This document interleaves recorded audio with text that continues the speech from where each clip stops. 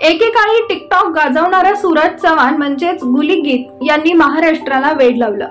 सूरज चव्हाण आता big boss मराठीच्या 5व्या सीझन मध्ये स्पर्धक म्हणून सहभागी झाला।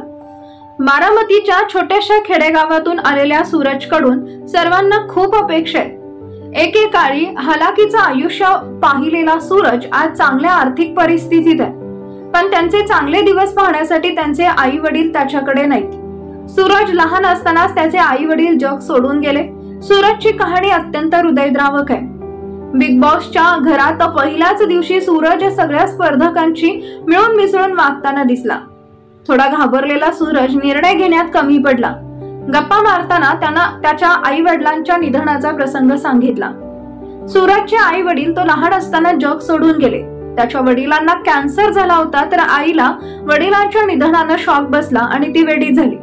काही दिवसातच तिचंही निधन झालं। इतकंच नाही तर आई आणि आजी दोघींचं एकाच दिवशी निधन झाल्याचं सूरजनं सांगितलंय। पंढरीनाथ कांबळे, आर्या आणि योगिता चव्हाण यांच्याशी बोलताना सूरजनं सांगितलं, माझ्या वडिलांना कॅन्सर होता, त्यातच त्यांचा मृत्यू झाला। वडिलांचं टेन्शन घेऊन विचार करून माझ्या आईला वेड लागलं। तिला रक्ताच्या उलट्या झाल्या, खूप त्रास व्हायचा। वडिलांनंतर ती पण खचून गेली।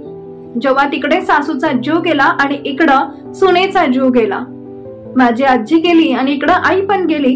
दोघींनी एकमेकींची तोंड देखील पाहिली नाहीत। सूरज म्हणाला, मला कोणीच नाहीये, आई नाही, वडील नाही, आजोबा आजी नाही, एक फक्त आत्या आहे आणि 5 बहिणी। मला 8 बहिणी होत्या, त्यातल्या 3 वारल्या, मी 8वा कृष्ण आहे। तुझ्या बहिणी तुला काय बोलतात, तू असे रील्स वगैरे बनवतोस तेव्हा, असं पंढरीनाथ कांबळे यांनी विचारलं। तेव्हा सूरज म्हणाला, मला खूप लुटला ना लोकांनी, तर त्या मला म्हणतात की तू सुधर, तू सुधारलास तर आम्हाला लय बरं वाटेल। मला टिकटॉकच्या वेळी रिबीन कापायला 80,000 मिळायचे, पण आता मिळतात 30 ते 50,000 रुपये।